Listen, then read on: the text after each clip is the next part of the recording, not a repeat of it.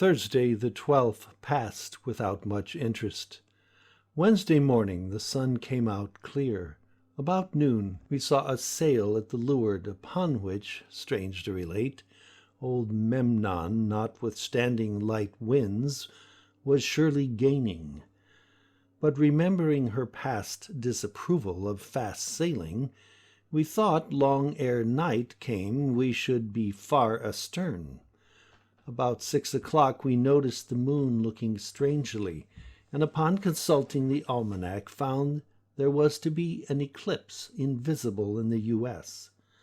So for once in our lifetime we were to witness this phenomenon of nature. We watched the shadow slowly move until at last the last bright edge was gone, and there was darkness.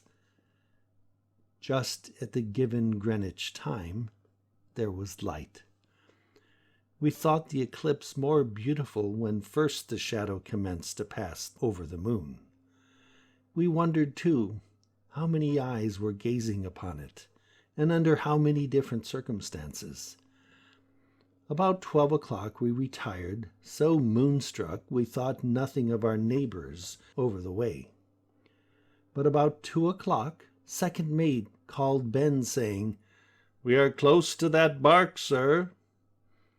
In a second Ben was on deck, and in a few moments came down, saying, "We shall pass the bark. Want to come up? It's very pleasant."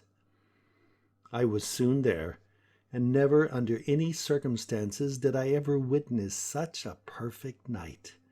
The moon was glorious, so brilliant that the stars were scarcely visible. The wind was light, though the swell rolled quite heavy. Just a bit in advance of us at the leeward rode those white sails we saw at noon. The time, the night, and distance, maybe, lent enchantment to the view, for it was a pretty sight. I wondered if we looked to those on board the bark as pretty as she looked to us. We ran up the Stars and Stripes, and in an instant up from our neighbor rose its twin sister. Both captains then tried their trumpets, but we could only make out the Neversink was from Calero bound to Hampton Roads. Instantly home and letters were thought of.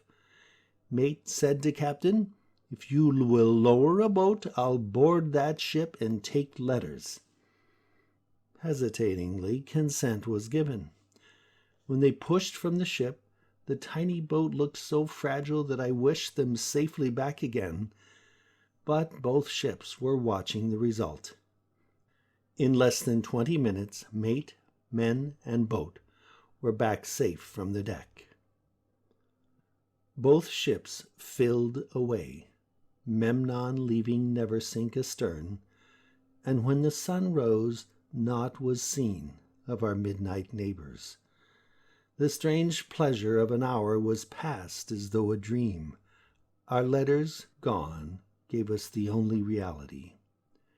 Yesterday and today we have had heavy gales, uncomfortable weather, trying to men's souls and dispositions.